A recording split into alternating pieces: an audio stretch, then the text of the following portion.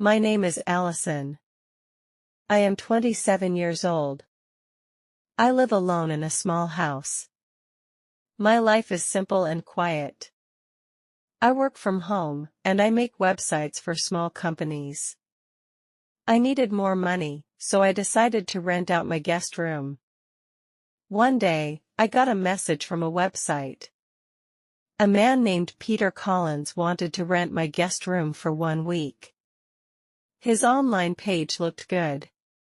He wrote that he was coming for work and needed a place to stay. I agreed to his request. He sent the money very fast. Everything seemed normal. I waited for him to arrive. This was a good way to earn extra money, and it would make the house feel less empty. On Tuesday evening, he came to my house. He was a tall man, carrying a small suitcase. He said, "Thank you for letting me stay." I opened the door for him, and he walked inside.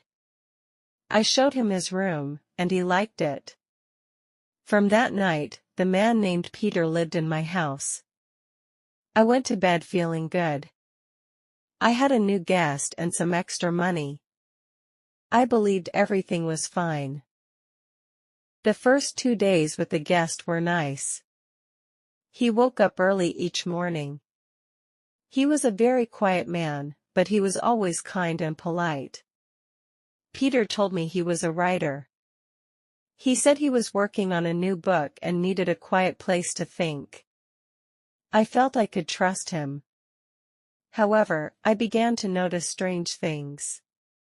For example, his phone would sometimes ring, but he never answered it, not once. He would just let it ring until it stopped.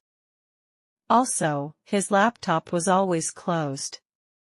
When I walked into the living room, it was always shut. One night, I could not sleep. It was very late, maybe 2 o'clock in the morning. I went to the kitchen for some water. As I passed the living room window, I saw him. He was standing in the garden, looking out at the street. It looked like he was waiting for someone. I felt confused.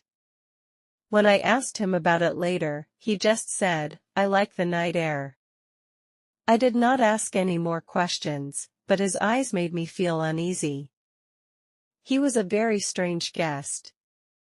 On the 3rd day, I was in my room working on my computer. Suddenly, my phone rang.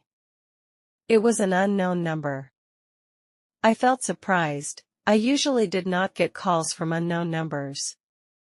I took a deep breath and answered. A man's voice said, "Hello, this is Peter Collins." I could not believe what I heard. "Sorry?" I asked, thinking I must have heard wrong. The man on the phone spoke again. He said, "I am calling about the room I rented. I will arrive next week. I just wanted to confirm the address for my stay." I froze. My hand started shaking. I could hear a sound from the kitchen. It was the man who was already in my house. I whispered into the phone, "You said your name is Peter Collins?" The man on the phone said, "Yes, that's me. Is everything okay?" I could not answer him. My mind was racing. The man in my kitchen was not Peter Collins. The real Peter Collins was on the phone, talking about coming next week. This meant the man in my house was someone else. He was not who he said he was. He had lied. He was a stranger. Who was he? Why was he here? What did he want? My heart began to beat fast. I was alone with a man whose name I did not know. I was scared, but I had to be careful. I decided to ask him about himself. "Peter," I said, "where did you say you were from?" He looked at me and said, "You don't remember?" My throat felt dry. "Just remind me," I said. He said, "I think you already know." He knew. He knew that I knew he was not Peter. "Oh, right," I said quickly. "My memory is bad." I stood up from the table. "I'm tired," I said. "Good night." I did not look at him again. I walked quickly to my bedroom, closed the door, and turned the lock. I was not safe.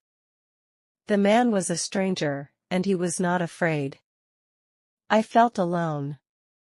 I had to leave the house. I opened my door slowly. Music. I walked toward the front door. Then a voice came from behind me. "Going somewhere, Allison?" I turned around fast. He was standing in the living room. "I just need to go to the store," I said, hoping he would believe me. He walked toward me and said, "You already know, don't you? You know I am not Peter." My heart stopped. I could not breathe. "Who are you?" I said. He smiled and said, "I'm not here to hurt you, Allison. But I need you to listen to me." I did not listen. I did not want to hear anything more. I pushed him with all my strength. He stepped back a little. Near the door, on a small table, there was a metal lamp. I grabbed it, lifted it, and hit him. He cried out and fell to the ground. I did not wait. I pulled the door open and ran outside my house. I began to scream for help. I was crying and shaking. My neighbors came outside. They quickly called the police. Soon, police cars arrived. 2 officers came to me and asked what had happened. I told them about the stranger in my home. They listened carefully, then went inside my house to search for him. After some time, the officers came out. They told me the man was gone. Not only him, but all his things were gone too, his suitcase, his clothes, everything had disappeared. It was like he had never been there. My house was empty and quiet again. The police checked security cameras, but they found nothing. No one had seen him leave. They asked me for his name, and I said, "Peter." They searched for a man named Peter Collins, but there was no record of anyone with that name or face. There were no fingerprints, no ID, no proof he had ever been in my house. It was a complete mystery. For many weeks after that night, I could not sleep. I was always scared. I felt like he could come back anytime. Months passed. I moved to a new apartment and changed my phone number. I wanted a new, safe life. One evening, I came home and saw a key on my kitchen table. It was a house key, exactly like the key to my old house. How did it get there? Who put it on my table? My door was locked. My windows were closed. My mind began to race. He knew where I was. He had found me. I called the police quickly. They came and searched everywhere but found nothing. 2 years passed. The police tried to find the man for many months, but they never found him. The real Peter Collins, who had rented my room, was safe. He lived in another city and knew nothing about what had happened in my house. He did not know about the stranger. Sometimes, I still saw him in my sleep. I knew he might come back one day, and if he did, I did not know what would happen. I was not sure if I could escape again. Maybe this time I would not be so lucky. I was still waiting for the stranger to come back.